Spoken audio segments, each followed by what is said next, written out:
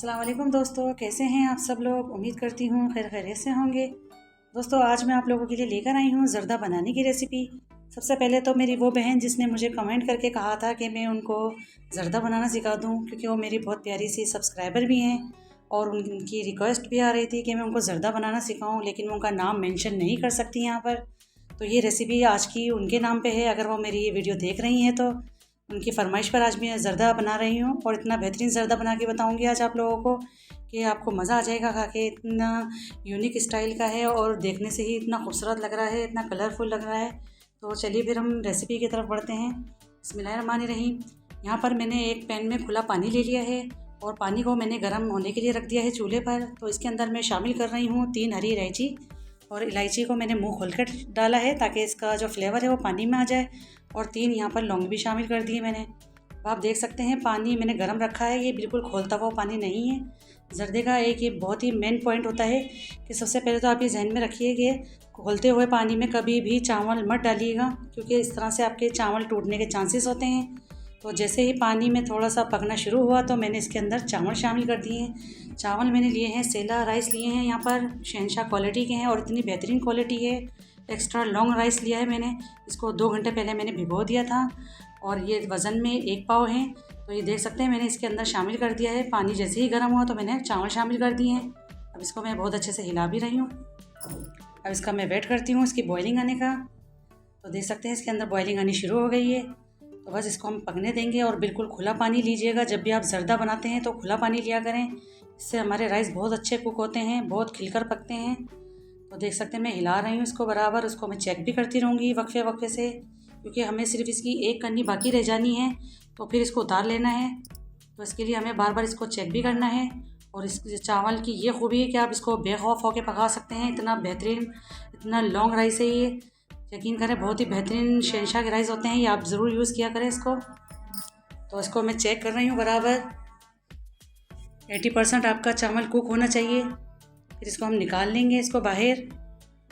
आप देख रहे होंगे आज मैं ऑरेंज ज़र्दा नहीं बना रही, क्योंकि आज मैं रंगीन ज़र्दा बना रही हूँ, तो इसलिए चावल आपको फीके नज़र आ रहे हैं यहाँ पर। तो चलिए इसको मैं पानी को निकाल देती हूँ, इसका पानी सारा ड्रेन कर देती हूँ। ये बिल्कुल हो गए हैं। अब उसी पैन में मैंने यहाँ पर ले लिया है 1 टेबल स्पून घी का।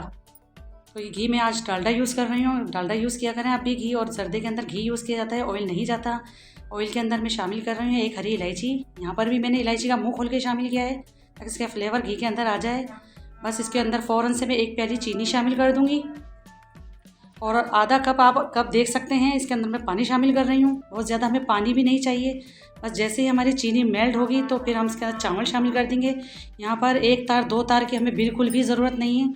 बस हमें सिर्फ चीनी को मेल्ट करना है। ऐसा कोई रंग नहीं है कि हमें 1 तार बनाना है, 2 तार बनाना है। अगर आप इस चक्कर में रहेंगे तो आपका ज़र्दा अकड़ सकता है। तो जैसे ही चीनी मेरी मेल्ट हो गई है तो मैं यहाँ पर चावल शामिल कर दूँगी, जो कि मैंने बॉईल करके रखे हैं। आप देख सकते हैं ये इसका सारा पानी मैंने रिमूव कर दिया था, शामिल कर दिया है इसके अंदर। अब ये मेन पॉइंट है कि जब भी आप इस तरह से चावल डालते हैं चीनी के अंदर तो बिल्कुल एहतियात से हिलाया करें, क्योंकि इस पॉइंट पे चावल टूटने के चांसेस ज़्यादा होते हैं। तो ज़र्दे की यही खासियत होती है कि चावल टूटा हुआ ना हो तो ज़्यादा अच्छा लगता है, बेहतरीन लगता है देखने में और लुक में भी अच्छा लगता है। तो देख सकते हैं मैं इसको बहुत एहतियात से हिला रही हूँ और नॉर्मल टू मीडियम आँच पे इसको मैं पकाने रख दूँगी, कवर कर दूँगी। चेक कर लेती हूँ मैं दोबारा से इसको। थोड़ी थोड़ी देर के बाद इसको चेक भी करना पड़ता है। ये देख सकते हैं अभी चीनी का पानी बहुत रिलीज़ किया है, पानी इसके अंदर बहुत मौजूद है। अभी इसको और पकने का टाइम लगेगा इसमें। तो बस इसको दोबारा से मैं कवर कर देती हूँ और इस स्टेज में मैं थोड़ा घी भी शामिल कर देती हूँ। चीनी के साथ कभी भी घी मत डाला करें, इससे चावल अकड़ जाता है। जब लगे आपको ज़र्दा आपका काफ़ी हद तक पक चुका है तो फिर आप घी शामिल किया करें इसके अंदर। तो देख सकते हैं इसको मैं एक दफ़ा फिर और हिला लेती हूँ। अब इसका पानी मुझे लगता है कि बिल्कुल ड्राई हो चुका है, तो बस मैं इसको अब दम पे लगा दूँगी। क्योंकि मुझे लगता है इसके अंदर बस इतना है पानी के दम पे लगने के बाद बिल्कुल परफेक्ट चावल हमारा बनकर तैयार हो जाएगा। तो इसको मैं दम पे लगा रही हूँ और कवर कर दूँगी। तो चलो जितनी देर ये दम पे लगता है तो इतनी देर हम इसके लिए दूसरा काम कर लेते हैं। यहाँ पर मैंने ले लिए हैं फूड कलर। तो ये देख सकते हैं फूड कलर मैंने 1 चुटकी ली है। ये रेड फूड कलर है और ये ग्रीन है। तो इसके अंदर मैं 1 टीस्पून से भी कम, चंद ड्रॉप्स के करीब मैं इसके अंदर पानी शामिल कर रही हूँ, क्योंकि मुझे कलर बनाने हैं। ये देख सकते हैं मैंने इसको बिल्कुल चंद ड्रॉप्स डाले हैं पानी के और इसको बिल्कुल हल कर लिया है, क्योंकि मुझे फूड कलर चाहिए, रंगीन जर्दा बन रहा है आज। तो यहाँ पर मैंने दोनों कलर ले लिए हैं, एक एक पिंच के बराबर। इसको मैंने हल कर लिया है पानी से। और ये आप अपनी मर्ज़ी से ले सकते हैं, अगर आपको ज़्यादा कलर पसंद है तो आप ज़्यादा डालिएगा। मुझे बिल्कुल कम कम पसंद है तो मैं कम कम ही डालूँगी, वरना ये चॉइस आपकी है। तो चलिए जर्दा भी देख लेते हैं कि दम पे आया या नहीं। वैसे तो मुझे 10 मिनट से ज़्यादा हो गया है इसको दम पे लगाए हुए। माशाल्लाह से बहुत अच्छा हमारा जर्दा दम पर आ चुका है। अभी जो मैंने कलर हल करके रखे हैं पानी में, ये बहुत अहम स्टेप मैं आपको बता रही हूँ। ये कभी भी जर्दे के अंदर पानी मौजूद हो तो मत डालिएगा। जब आपका जर्दा पूरा अच्छे से दम पे आ जाए उसके बाद ये आपको कलर डालने हैं। अगर आप बहुत पहले कलर डाल देंगे तो जर्दे का कलर सारा बिगड़ जाएगा, फैल जाएगा, जो कि देखने में भी अच्छा नहीं लगेगा और ना ही खाने में अच्छा लगेगा। तो ये देख सकते हैं मैं फूड कलर डाल रही हूँ, रेड डाला है और बहुत ज़्यादा दूर करके मैंने ग्रीन कलर भी डाल दिया है। लेकिन मैंने जब डाला है, जब मैंने चूल्हा ऑफ कर दिया है, दम पर आ चुका है मेरा जर्दा, उस टाइम मैंने ये कलर डाल दिए हैं और 5 मिनट में इसको ऐसे ही रहने दूँगी। उसके बाद मैं इसको खोलूँगी दम, फिर मैं इसको मिक्स करके दिखाऊँगी। तो यहाँ पर मैंने फूड कलर ऑरेंज वाला भी डाल दिया था, बिरयानी वाला कलर भी, कि चलो 3 कलर का हो जाएगा, देखने में अच्छा लगेगा। वरना मर्ज़ी है आपकी, आप जो कलर डालना पसंद करें।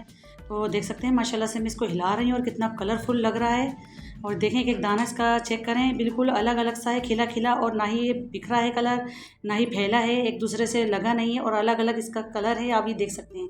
तो ये बहुत ही पॉइंट की बात थी जो मैंने आज आपको बिल्कुल लास्ट में बताई है। इस तरह से मैंने इसको खूबसूरत सर्विंग बॉल में इसको सर्व करके दिखा दिया है। और ये मेरे पास बादाम थे, इसको मैंने भीगे हुए बादाम है, इसको मैंने छिलका रिमूव करके इसको स्लाइस में कट कर लिया है। वरना तो आपको जो अच्छा लगे आप इससे गार्निश कर सकते हैं। कोकोनट भी डाल सकते हैं, शर्फी भी डाल सकते हैं, खोया भी डाल सकते हैं।